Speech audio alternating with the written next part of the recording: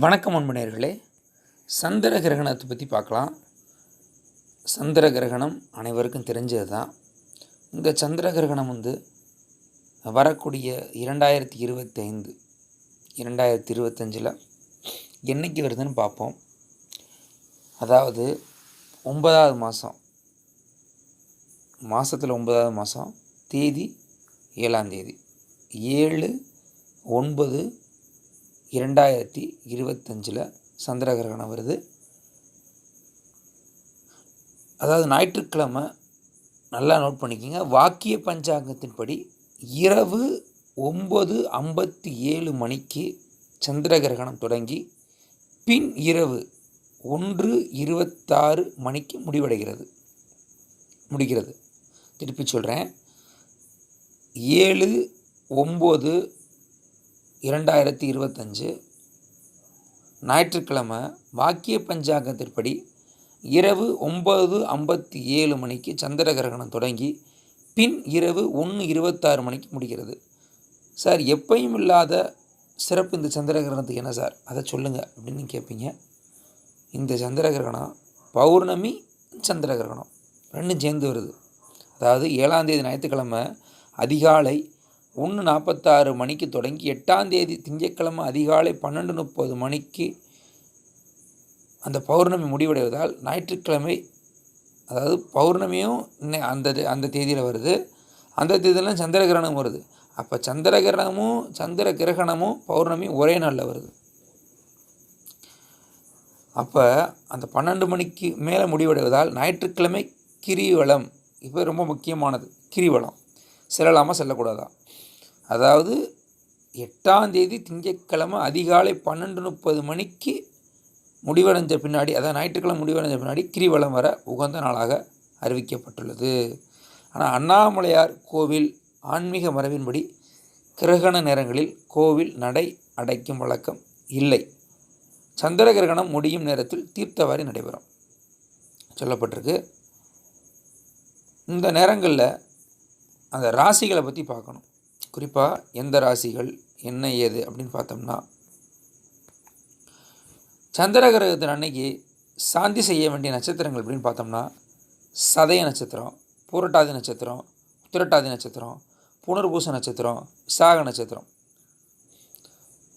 கிரகணத்தன்று சாந்தி செய்ய வேண்டிய ராசிகள் அப்படின்னு பார்த்தோம்னா, மிதுன ராசி, கடக ராசி, துலாம் ராசி, விருச்சிக ராசி, கும்ப ராசி, மீன ராசி. அந்த மேற்கண்ட ராசி நட்சத்திரங்களில் பிறந்தவர்கள் கிரகண சாந்தி செய்து கொள்வது நல்லது. கிரகண வகை பூரண சந்திர கிரகணம், அதாவது முழு சந்திர கிரகணம். சந்திர கிரகண நாளில் என்ன செய்யலாம், என்ன செய்யக்கூடாது அப்படின்னு பார்ப்போம். அந்த சந்திர கிரகண நாளில் சூரியன், பூமி மற்றும் சந்திரன் அனைத்தும் ஒரே நேர்கோட்டில், சூரியன், பூமி, சந்திரன் நல்லா ஒரு வி ஷேப்பில் பார்த்துக்குங்க.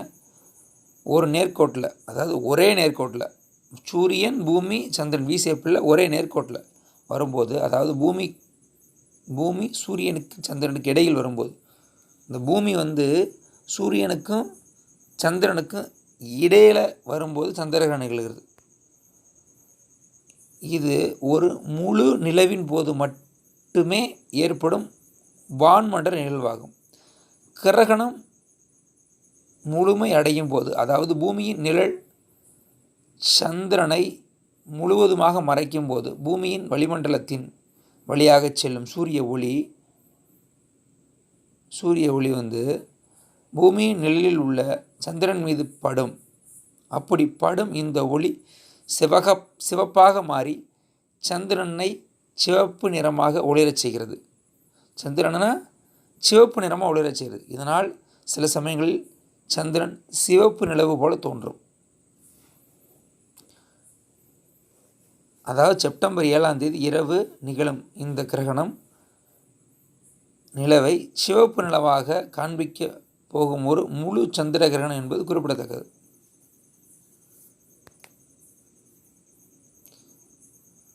இதற்கு அடுத்து இந்த ஆண்டில் கடைசியாக நிகழப்போகும் பகுதி சந்திர கிரகணம் செப்டம்பர் 21. அதையும் சொல்லிட்டேன்.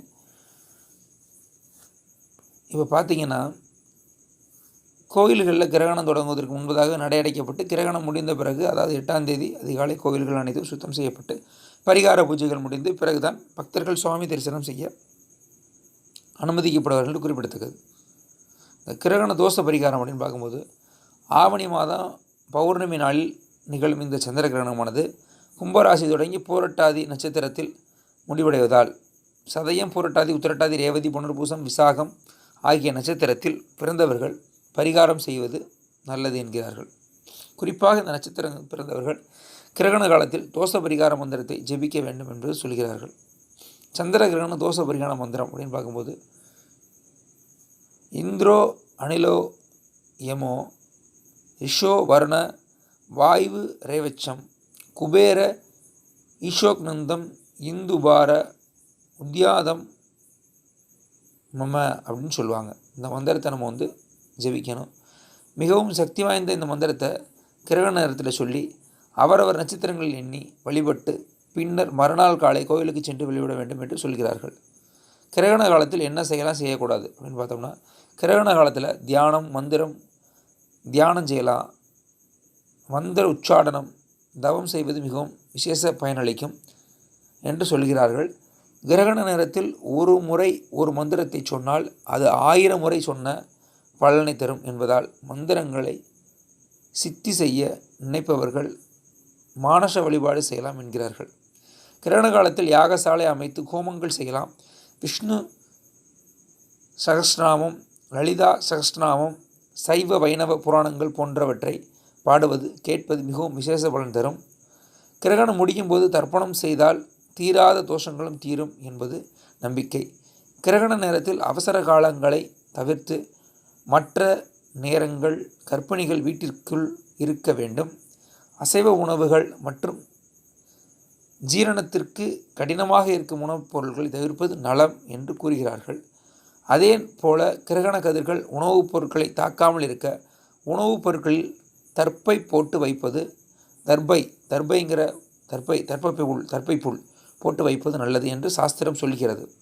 சந்திர கிரகணம் முடிந்த பின்னர் வீட்டில் விளக்கேற்றி வழிபட்டு விட்டு அருகில் இருக்கும் கோயில்களுக்கு சென்று அர்ச்சனை செய்து வழிபடுவது மிகவும் சிறப்பான பலனை கொடுக்கும் என்கிறார்கள். அதனால் இந்த சந்திர கிரகண தண்டைக்கு மக்கள் பயனுள்ளதாக மாற்றிக்கங்க.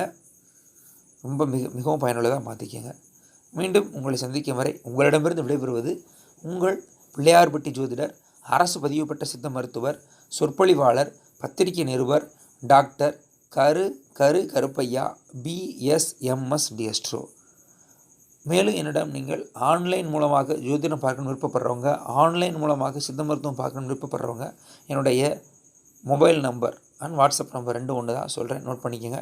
97 91 29 54 33. இதில் நீங்கள் வாட்ஸ்அப் மூலமாக உங்கள் ஜாதகத்தை அனுப்பிட்டு கூகுள் பே இந்த நம்பர் தான், இதில் நீங்கள் கேட்டுக்கலாம். நன்றி, வணக்கம்.